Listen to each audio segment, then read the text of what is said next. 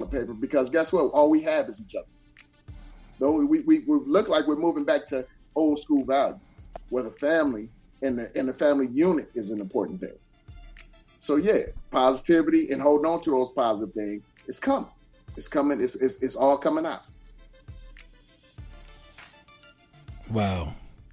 Indeed. It is, it's definitely, Phil is on point, He is. When you try to look for something positive, as I said, it's kind of a reset, and growing up as I grew up, and many of us, with the spiritual background, you kind of got to look at it like, well, wait a minute, this is a reset button. God said, hold on, y'all, just hold on a minute, and let's just check yourself before you wreck yourself.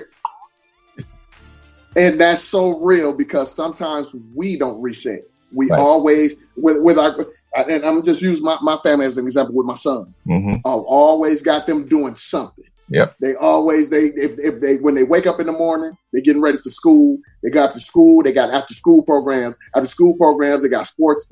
They always moving. They get an opportunity to just sit down and breathe.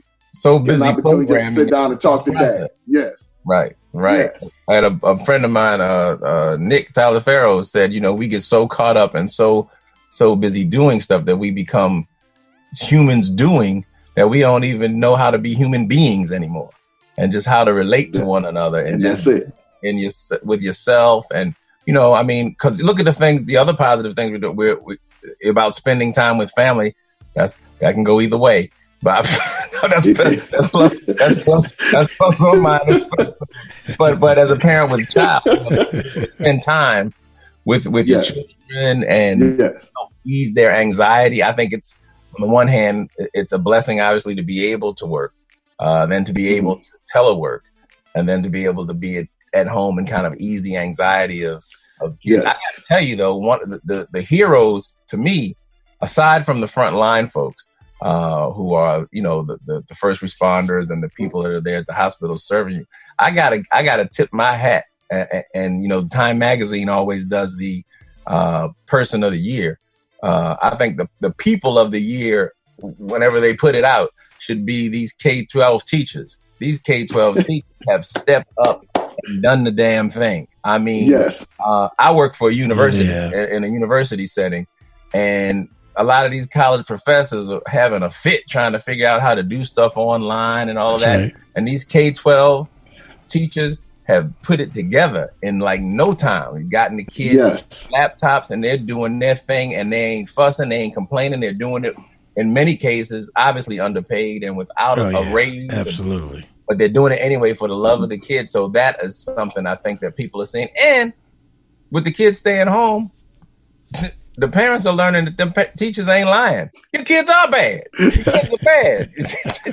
See, you thought I was playing. You wanted to give me some help. Now they can't wait to send the kids back. I know parents are going to be buying teachers lunch for months. Say, thank you, Jesus. That's right. And with that being said, you guys have been lighting up the chat room. And so I want to share a few chats that we received, and of course, always love hearing from Gina in Atlanta. And Gina sent us a couple of things. She says that we also have to learn to like ourselves enough to be alone and comfort ourselves. Grandma used to say, "Be still." Read the Bible. We need to be still and learn that it's okay to be still. And that's pretty profound. And then Gina goes on. And that goes back to where I was talking about self-compassion. We forget to love ourselves. We forget to be compassionate to us. We're compassionate to everybody else in the world except us. And Gina is so right. Self-compassion is an opportunity to love you and just say, guess what? I need to rest. I need to slow down. I need to take care of me. There you go. There you go. And Gina also pointed out, which is a very good point. Gina says, we won't do as we're told. The whole family doesn't have to go to the store. Your children need to stay home and not run in packs because you don't want them in the house. The family gatherings need to stop. And Gina, you are absolutely right. And then she goes on to say, a good thing is that parents is parents are realizing they haven't paid as much attention to their children's education as they should have. They are realizing they need to support the teachers. And it seems through tragedy, and this is a tragic situation, people are starting to realize a lot of things. You know, they are realizing that Alo Dante is bad as hell. Miss Smith is doing a good job with English. You know, those science projects are a pain in the butt. But, you know, we kind of push them out the door to Miss Smith and Miss Johnson and say, hey, man, go forth and to school and conquer. And then I can't overlook William's comments. And William takes it to a biblical perspective. He says, for those who are leaning Christian, could this reset be his design? That said, does this mean that the deaths are a part of it too? Fewer people to pollute and eat stuff up who are leaning Christian. What do you say to all those comments, Mr. Franklin? Again, I am a certified Christian counselor. We know in the Old Testament there was a cleansing. We know that there was a boat and Noah and God said, hey, I'm tired right now. I'm tired of man. So there was a cleansing then. Again, everything is in God's hands. God is in control. And that's why, again, that gives us a time for our spirituality and your higher power and your higher being to be able to even slow down and concentrate and meditate on the word. Sure. Yourself an opportunity, and guess what? God is in control. God had this plan when he made the foundation of this world. He knew that this day that we were going to be on this radio, we were going to be talking. He knew on this date that guess what? It was going to be this number of people in the United States and around the world that were going to pass away. Sure. And he knew that guess what? It's time for him to, and he has all that in control. And he's also the comforter for those who are left behind. Sure. He also leaves us the Holy Spirit to deal with that. He also gives us an opportunity to not only reconcile with, and I see this as a reconciliation with nature, because guess what? Nature is getting a rest, a reconciliation with our families, because our families get to see us, and it's a reconciliation with God, because now I have to have I get to define my relationship with God, because it's just me and him, period. So it's a reconciliation of not only nature, family, but also reconciliation with him. Wow. Well, you know, and we're going to claim this thing, Dr. Franklin, since you are right on the cusp of getting that thing. So we're going to claim it right here on Straight No Chaser that Dr. Franklin is in the house. So with that being said, Doc, what types of things do you recommend that people should be doing during this period of confinement? And then I want to hear from Thinbad what his list is. One of the big things that I keep telling people is it's about self-care right now. It's about self-care of you and your family. Everybody makes this New Year's resolution or this New Year promise to start eating healthy. Guess what? You don't have an opportunity to drive to McDonald's and get what you want to get while you're on the way to work or on your way to do other things. You actually get an opportunity to go grocery shopping and actually eat healthy and cook healthy at home. You actually get to plan out a well-balanced meal as a family.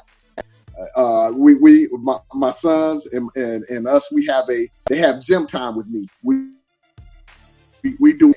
sitting here exercising. We actually doing that. We getting and making sure these guys getting enough sleep. Let's get some rest. And I see you in the morning. We'll talk in the morning. We get the opportunity at dinner time.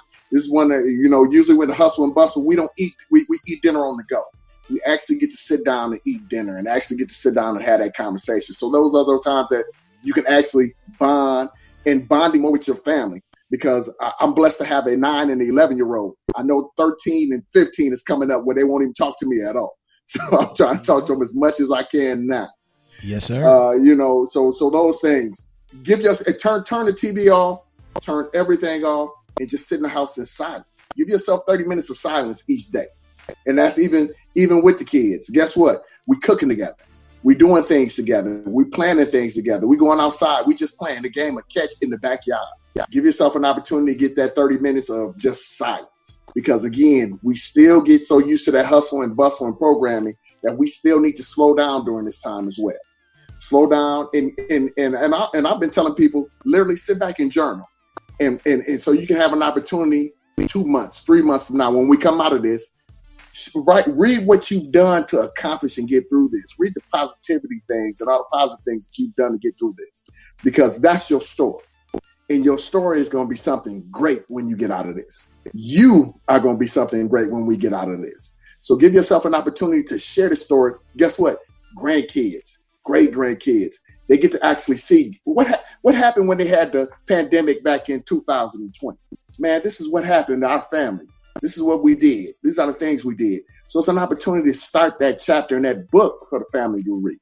So just, again, eating healthy, exercise, meditating, giving yourself time, doing positive things and looking at things in a positive way. That's what I recommend to most of my clients. So.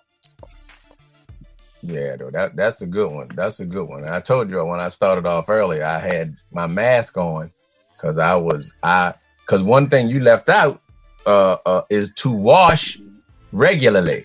You have to wash regularly. If you want to stay in your house, you need to wash regularly. So I have chosen not to because I don't want people around me. So every now and then I had to put my mask back on because I am social distancing from myself. I don't want to. I try to get up as early as I can and sneak out the house, but every damn door got a chime on it or some kind of bell or whistle. The ring things are connected to my phone. They see me tipping out the yard. They're setting the dog out on me. I just, it's difficult. It's difficult. The liquor stores aren't open that early in the morning, so nothing I can do. Don't you find it funny though that they close everything, but they keep the liquor stores open? It's like, look, ain't nothing worse than being quarantined and you can't get no liquor. Wait a minute. Don't alcohol kill it? I don't know. Can I just gargle? But for me, as you can tell, in all seriousness though, I don't know if it's a blessing or a curse. I guess in this case it's a blessing, but I tend to find humor where there should be none. And I'm able to kind of find something funny. Chief is the same way, whether he admits it or not. He looks all serious, but he's a funny rascal too. He's not the one that would get in trouble in school. He would get you in trouble in school by saying something under his breath. But you do teach your children how to play spades if they don't know. Play some cards or something like that. Show them how to throw the cards down on the table and make the noise if nothing else. But it's go for walks where you can. Walk away from people where you can.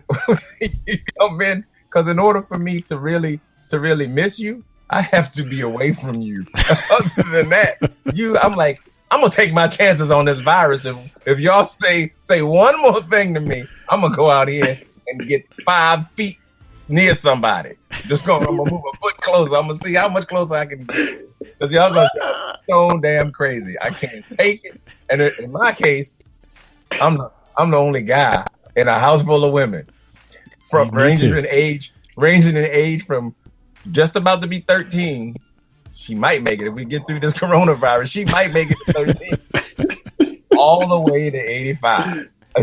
So and in between, I'm like, Lord Jesus, if y'all don't pray for nobody else, pray for me. Because I'm praying to the east. I'm praying to God, Allah. Anybody who's listening, help me and get this thing together so we can do right. But you're right, folks are eating better. Yes, that's part of that reset thing. Is like, God always said, take care of your temple. Your body is your temple. We should have been eating right all along. Now we have to eat to feed our immune system, so that we can fight off all of this stuff that we already came prepared to fight with. But Chief, yes. Well, what you doing? What you doing? Well, here are a couple things I'm going to do. These are cool things. I'm going to try a couple of new recipes eventually. Clean my wardrobe, organize my computer stuff. I got about 700,000 emails that I need to get through. I'm going to arrange some of my closets and catch up on a few things, catch up with a few friends that I keep saying that I'm going to call and haven't done it. But here's the important thing. Now, this is just between you, me, and Dr. Franklin and the listeners. Don't tell anybody in my house, okay? Okay. I'm going to learn how to do pedicures.